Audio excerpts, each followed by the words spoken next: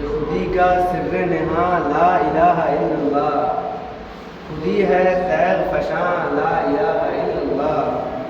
اور یہ نغمہ فصل گل و لالہ کا نہیں پابند، بہار ہو کہ خزاں لا الہ الا اللہ۔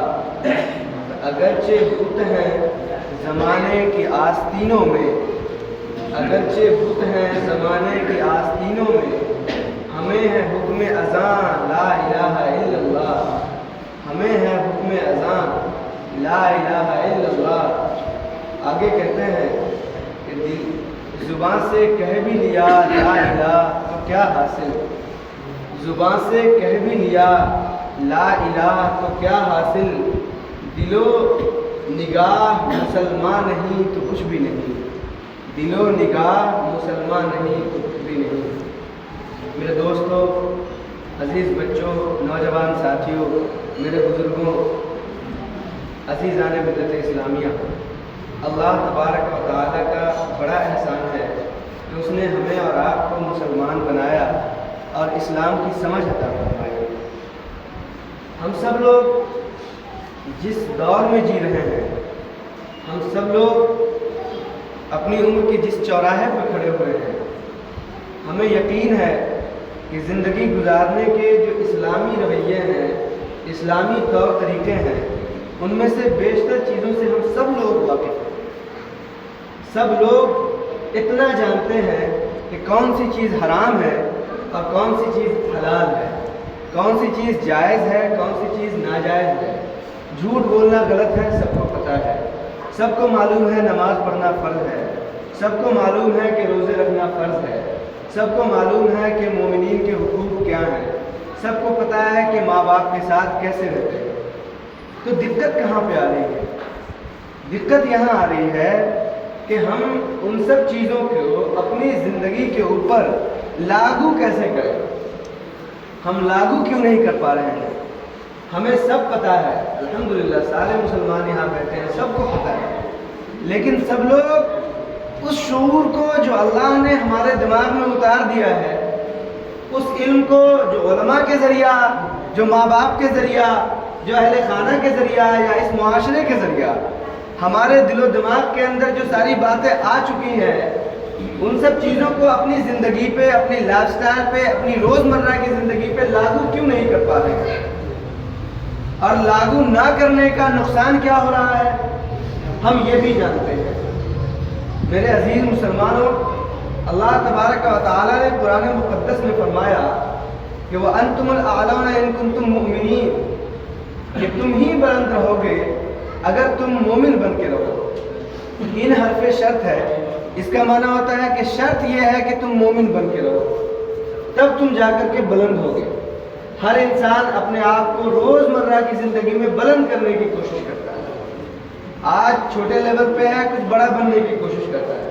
ایک بچہ پہلا میں، دوسرا میں، تیسرا میں جاتا ہے، آگے تک جانے کی کوشش کرتا ہے، کلاسز اپنا بڑھانے کی کوشش کرتا ہے۔ انسان اپنے اسٹیٹس کو مینٹین کرنے کی کوشش کرتا ہے۔ آج آپ غریب ہیں، آپ امیر سے امیر ترین بننے کی کوشش کرتے ہیں۔ اللہ تعالیٰ نے آج آپ کو کم عزت دی ہے، آپ اپنے آپ کو زیادہ عزت والا بنانے کی کوشش کرتے ہیں، بلند بننے کی کوشش کر رہے ہیں۔ کیوں؟ پھر ہم پس کیوں رہے ہیں؟ ہم بلندی کو چھو کیوں نہیں پا رہے ہیں؟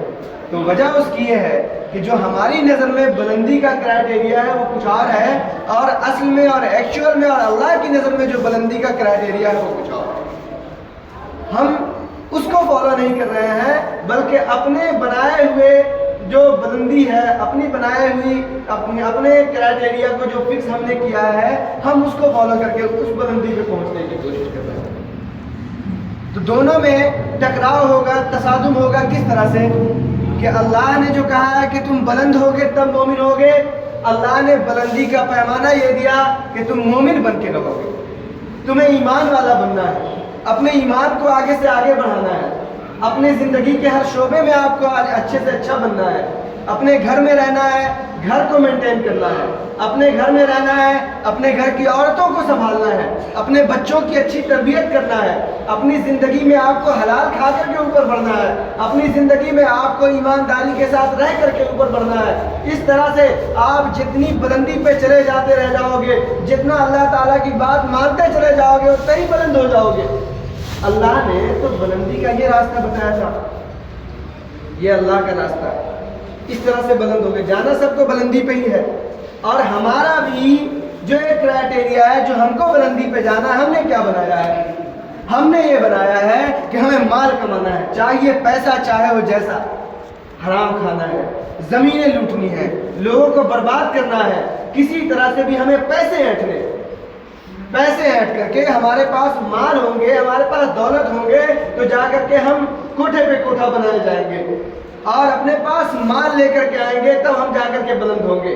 اور دنیا والے یقیناً اس میں بھی بلندی ہی کہتے ہیں، آپ کو بلند کہتے ہیں۔ اگر آپ کے پاس زیادہ پیسے ہیں، آپ کے پاس اگر مال و دولت زیادہ ہے، اسباب زیادہ ہیں، آپ کو لوگ بلند سمجھیں گے، لیکن یہ دنیا والے سمجھیں گے۔ اللہ سے پوچھو، یا اللہ کیا تو بھی ہم کو بلند سمجھ رہا ہے؟ نہیں، یہ بھی آپ بلندی کا ایک زینت طے کرنے کی کوشش کر رہے ہیں، لیکن اس بلندی میں کیا ہے کہ ہر جگہ پہ نقصان ہے، کہیں پہ جھوٹ بولا جا رہا ہے، کہیں پہ چوری کی جا رہی ہے، کہیں پہ دھوکہ دیا جا رہا ہے، کہیں پہ لوگوں کو برباد کیا جا رہا ہے، کہیں پہ حقوق کی پامالی ہو رہی ہے، کہیں پہ اپنے بال بچے کی تربیت صحیح سے نہیں ہو پا رہی ہے۔ دیکھو بلندی پہ دونوں طرف سے جا رہا ہے، مسلمانوں غور کرو، لیکن دونوں بلندی میں کتنا فرق ہے۔ ایک بلندی اگر اللہ کی بنائی ہوئی بلندی پہ اگر آپ اس کے راستے سے چڑھ کے جاؤ گے تب بھی تم بلند ہوگے، لیکن وہ بلندی تمہیں اعلیٰ علیین تک اور جنت تک پہنچا دے گی۔ اور جو تمہاری بنائی ہوئی بلندی کا کرائٹیریا ہے، اگر اس طرح سے بلندی پہ جاؤ گے تو ایک نہ ایک دن اللہ تبارک و تعالیٰ تمہاری اس بلندی کو چھین لے گا اور آخر میں جہنم میں جا کر کے پہنچا دے گا۔ وہ بلندی ہمارے کسی کام کی نہیں۔ مومنو، ہماری ذمہ داری ہے کہ بلندی کا راستہ چنیں، تو کوئی ایک ایسا اصول لایا جائے۔ اسلام نے کیا کوئی ایسا اصول بتایا ہے جس پہ چل کر کے اپنی زندگی کے ہم ہر شعبے کو ٹھیک کر سکتے ہیں، اپنی زندگی کے ہر ڈپارٹمنٹ کو ہم ٹھیک کر سکتے ہیں؟ کون سا ایسا شعبہ ہے؟ تو اللہ تبارک و تعالیٰ نے قرآن پاک میں فرمایا، اقیموا الصلاۃ، نماز قائم کرو۔ مجھے آج پھر سے اس موضوع پہ اس لیے بولنا پڑ رہا ہے کہ میں نے دیکھا ہے، اللہ نے آپ سب کی آنکھوں کو دکھایا کہ اسی مسجد کے اندر آپ نماز پڑھنے آتے تھے، جوق در جوق پانچوں وقت کی نماز پڑھا کرتے تھے، وہاں تک صفیں پر ہوا کرتی تھی، اور آپ نماز پڑھتے تھے اس وقت کی پاکیزگی میں، اس وقت کی ماحول کی سازگاری میں، اور آج کے ماحول میں جبکہ مسجد میں ایک صف مکمل نہیں ہوتی ہے، دونوں میں فرق آپ ذرا سا ملاحظہ کر لیں۔ میرے دوستوں، نماز قائم کرنے کے لیے اللہ نے فرمایا، یوں ہی نہیں کہہ دیا، یوں ہی نہیں کہا گیا کہ سب سے پہلے جو ہے قیامت کے دن نماز کی پوچھ ہوگی، ایسے ہی نہیں کہا۔ اللہ کے رسول نے یوں ہی نہیں کہا کہ نماز سے میری آنکھوں کو ٹھنڈک پہنچتی ہے۔ بہت بڑے بڑے جو فضائل آئے ہیں حدیث پاک میں نماز کے متعلق آئے، کیوں؟ اور اللہ نے یہ نہیں کہا کہ نماز پڑھو، اللہ نے کہا نماز قائم کرو۔ کسی بزرگ سے پوچھا گیا کہ حضرت نماز قائم کرنے کا کیا مطلب ہوتا ہے اور پڑھنے کا کیا مطلب ہوتا ہے؟ ہم تو قائم کرنے کا مطلب نماز پڑھنا ہی سمجھتے ہیں۔ تو بزرگ نے جواب دیا، بہت بڑے حکیم تھے، انہوں نے جواب دیا کہ نماز پڑھنے کا مطلب یہ ہے کہ ٹو پرفارم صلاۃ، نماز پڑھنا ہے۔ آپ کو مسجد میں آئے، امام کے پیچھے آپ نے نیت باندھ کر کے نماز ادا کر لی، لیکن نماز قائم کرنے کا مطلب یہ ہوتا ہے کہ ایک نماز سے دوسرے نماز کے بیچ میں جو بھی آپ کا وقت گزرتا ہے وہ سب آپ کی نماز کی حالت میں گزرنا چاہیے۔ اور نماز قائم کرنے کا حکم سارے مومن کو دیا گیا، نماز کی حالت میں سارے وقت گزرنا چاہیے۔ انہوں نے کہا حضرت ہم سمجھے نہیں، ہر وقت نماز کی حالت میں ہم کیسے رہیں گے؟ کہا اور ذہن کو قریب کرو، جب آپ مسجد میں آئے ہو، مسجد میں آنے کے بعد آپ اللہ کے لیے یہاں بیٹھے ہوئے ہو، آپ کے دل میں کیا خواہش ہے؟ کہا نماز پڑھنے کی خواہش ہے۔ کہا یہ بتائیے آپ مسجد میں رہ کر کے جھوٹ بولتے ہیں؟ کہا نہیں جھوٹ بولتے ہیں۔ کہا مسجد میں جب کوئی تمہارا بھائی آتا ہے تو آپ اپنے بھائی کے لیے کیا جگہ نہیں چھوڑتے؟ کہا ہاں بالکل جگہ چھوڑتے ہیں، ہم کوآپریٹ کرنے کی کوشش کرتے ہیں۔ کہا مسجد میں جب آپ جاتے ہو تو کیا کوئی پلان کر رہے ہوتے ہو کہ باہر جا کے مجھے کسی کو دھوکہ دینا ہے؟ کہا نہیں، ایسا بھی نہیں کرتے ہیں۔ کہا مسجد میں جاتے ہو کیا تمہاری جگہ ناپاک ہوتی ہے؟ کہا نہیں، ہم تو بالکل پاک صاف جگہ پہ مصلی پہ بیٹھے ہوئے ہوتے ہیں، اللہ کا ذکر کر رہے ہوتے ہیں۔ کہا مسجد کے اندر جب جاتے ہو کیا تمہارا کپڑا ناپاک رہتا ہے؟ کیا تمہارا بدن ناپاک رہتا ہے؟ کہا نہیں رہتا ہے۔ کہا مطلب نماز قائم کرنے کا یہی ہے کہ جب آپ ایک نماز کو پڑھ کر کے جب مسجد سے باہر نکلو اس وقت سے دوسری نماز تک بھی آپ کا حال یہی ہونا چاہیے کہ آپ نماز کی حالت میں ہو، یعنی آپ کے دل میں کسی کے لیے کینہ کپٹ نہیں ہونا چاہیے، آپ کی زبان سے کبھی جھوٹ نہ نکلے، آپ کا پکڑا کپڑا اور آپ کا جسم بالکل پاک و صاف ہونا چاہیے، آپ جس جگہ پہ رہیں پاک و صاف ہونا چاہیے، جس دکان میں آپ کام کریں حلال روزی کمائیں، اچھی روزی کمائیں، آپ کے جو ساتھ لوگ بیٹھے ہوئے ہو وہ سب مومن ہو۔ کوئی کافر آپ کے بغل میں، ذرا مجھے کوئی بتائیے کوئی کافر بیٹھا ہے آپ کے بغل میں؟ نہیں بیٹھا ہوا ہے۔ آپ کے بغل میں مومن ہونا چاہیے، ایمان والا ہونا چاہیے، آپ کا دوست مومن ہونا چاہیے، اللہ کو جاننے والا ہونا چاہیے، اللہ سے محبت کرنے والا ہونا چاہیے۔ یہ ہے نماز قائم کرنے کا مطلب۔ بہت بڑی بات بتائی اور ہم نماز ہی قائم نہیں کرتے ہیں۔ پتا کیا چلا، اگر ایک ہی اصول کو آپ اپنا لیں، اگر ہم لوگوں نے ایک ہی اصول کو اپنا لیا کہ صرف نماز پڑھیں 5 وقت آ کر کے اور پھر اپنی زندگی کے اندر کی بہاریں دیکھیے، اللہ تبارک و تعالی ہماری زندگی کو بالکل بہار بنا دے گا۔ ہم کبھی ناپاک نہیں رہیں گے، سوچیے کتنا اچھا لگے گا۔ ہم کبھی کسی کو دھوکہ نہیں دیں گے، کتنا پیارا لگے گا۔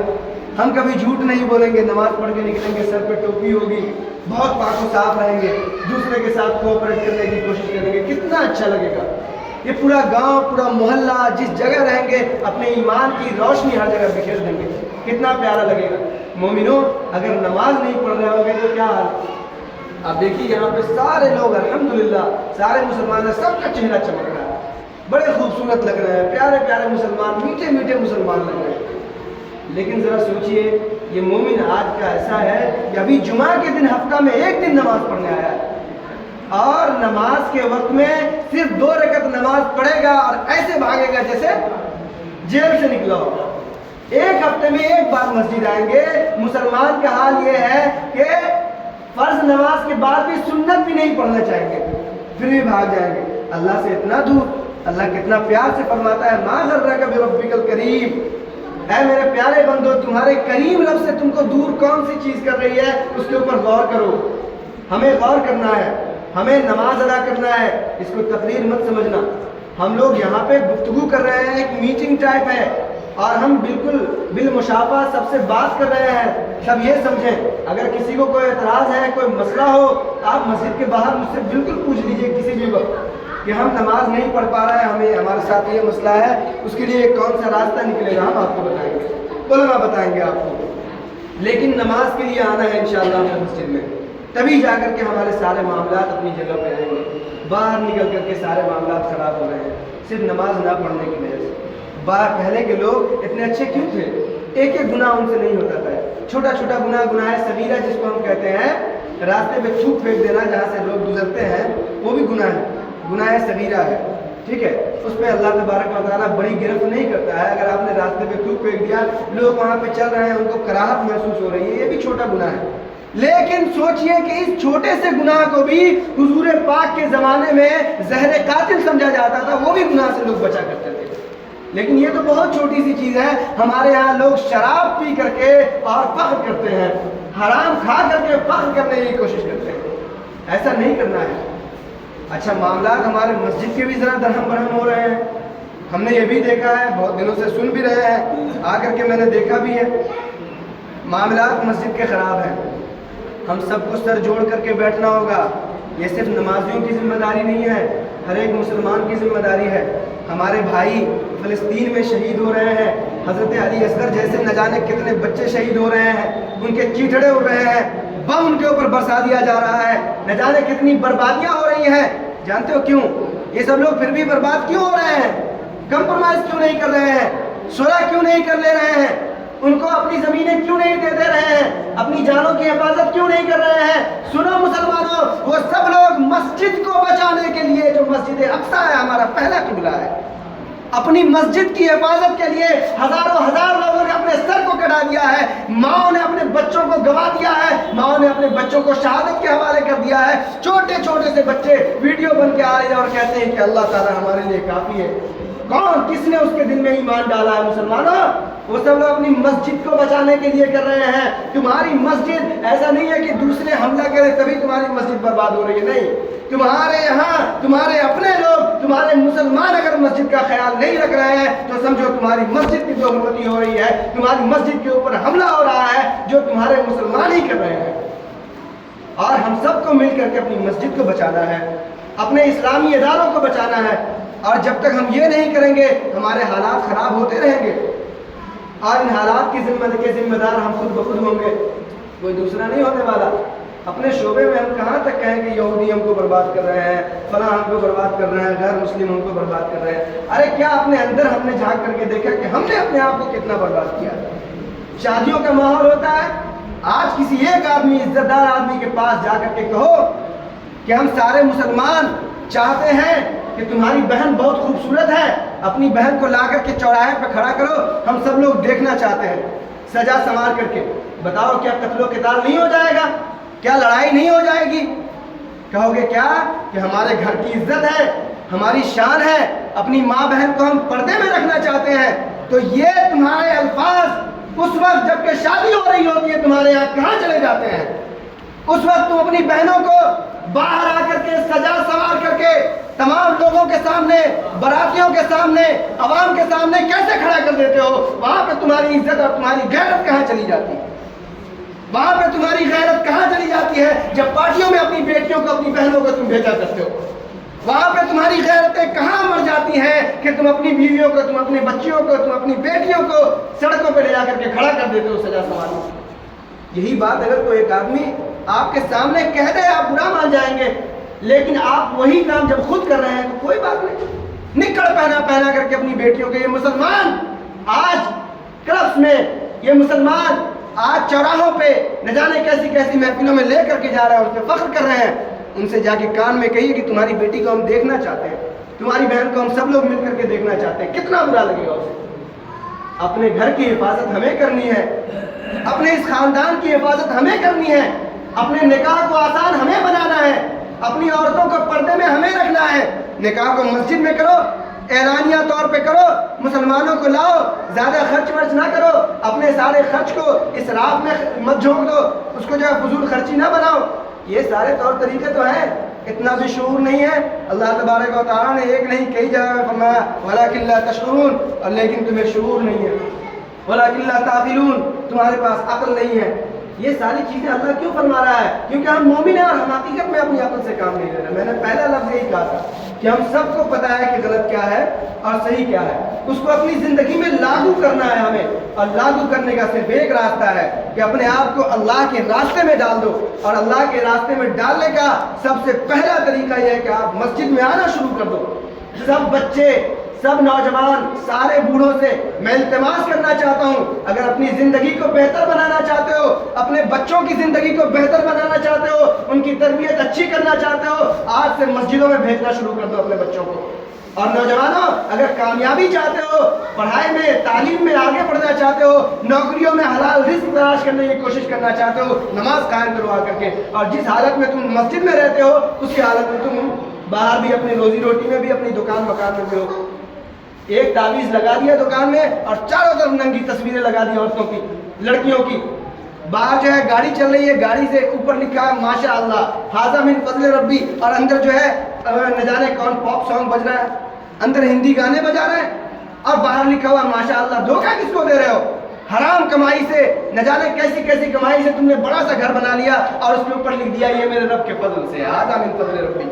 तुम किसको धोखा देना चाह रहे हो? मुसलमानों, इन सब चीज़ों में हम लोगों को इस्लाह करने की ज़रूरत है। और हम अपनी इस्लाह जब तक नहीं करना चाहेंगे नहीं होगी इस्लाह। अल्लाह तबारक व तआला ने खुद कुरान मुक़द्दस में फरमाया कि जब तक कोई मोमिन खुद अपनी इस्लाह नहीं करना चाहता है, जब तक कोई कौम खुद अपने आप को बदलना नहीं चाहे, अल्लाह उसकी हालत को नहीं बदलता।